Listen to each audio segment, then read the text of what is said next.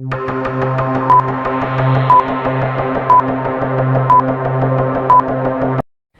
15-year-olds suspected At least three teams scrimmaging behind Roxborough High School here.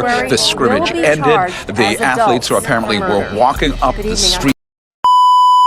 Hello everyone, in this video I'm going to explain to you about juvenile court process, pre-trial, trial and sentencing. But before that, let me introduce myself first. My name and my matrix number. My name is Siti Alia Binti Sharum and my matrix number D202211102396.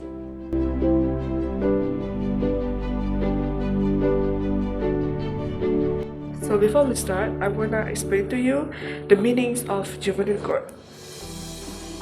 Juvenile court is a court that handles cases involving crimes committed by children or cases involving the health or welfare of children. Also called surrogate court in some states, the juvenile court trials individuals aged 10 to 18 and is authorized to try all offenses except those that carry the death penalty. The hearing will be held behind closed doors and no public members are allowed to attend. In juvenile court, there has three actors who have their own specific roles during the proceeding of the juveniles. The three actors are the defense attorney, the prosecutor, and the judge. Let's find out what the roles of the defense attorney.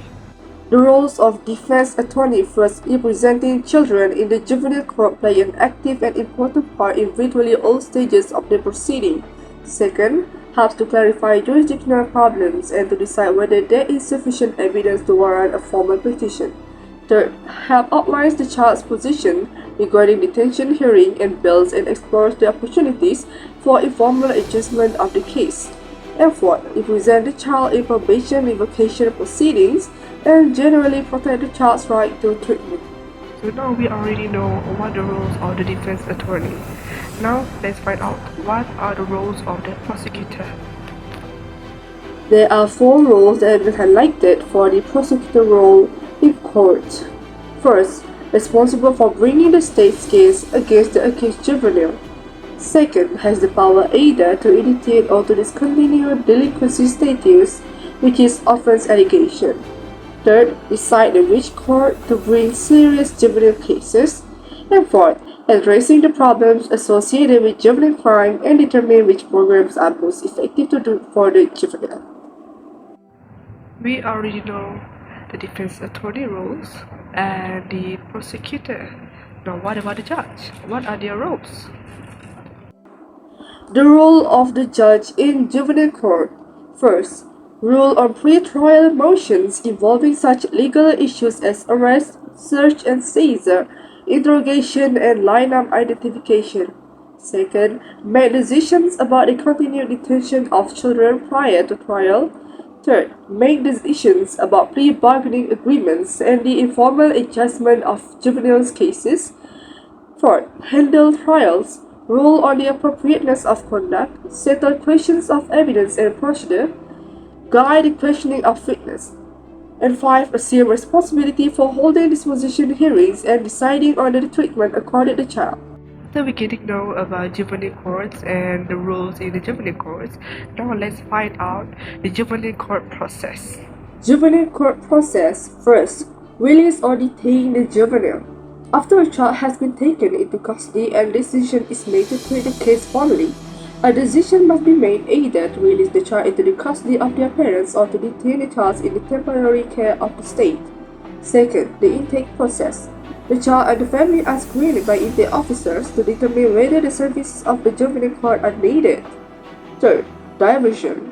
This process of placing youth suspected of law-violating behavior into treatment programs prior to formal trial and disposition to minimize their penetration into the justice system.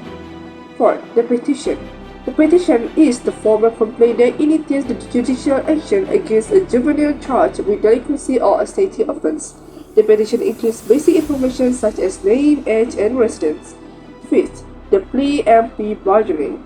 The exchange of prosecutorial and judicial concessions for a guilty plea by the accused, and it usually results in a reduced charge or a more lenient sentence. After juvenile court process, we also have the trial. So what are the juvenile court trials? The juvenile court trial concludes first, constitutional rights at trial. Second, disposition. Third, juvenile sentencing structure, which is mandatory sentence for serious juvenile offenders, that the mandatory sentence carries a statutory requirement that a certain penalty be set in all cases on conviction for a specified offense. Fourth, sentencing reform. The period of youth must be spent in confinement is established by the Juvenile Disposition Standards Commission. Fifth, the death penalty to the juveniles. Sixth, life without parole for the juvenile, which is unnecessary. 7. The child's right to appeal. And 8. Confidentiality in juvenile proceedings. I hope in this video I can help others to understand how juvenile court system works, and I can provide others the information, the actors, the roles, and the trial. And thank you for watching this video. I hope everyone can have fun by watching this and understand the juvenile court system better. Thank you.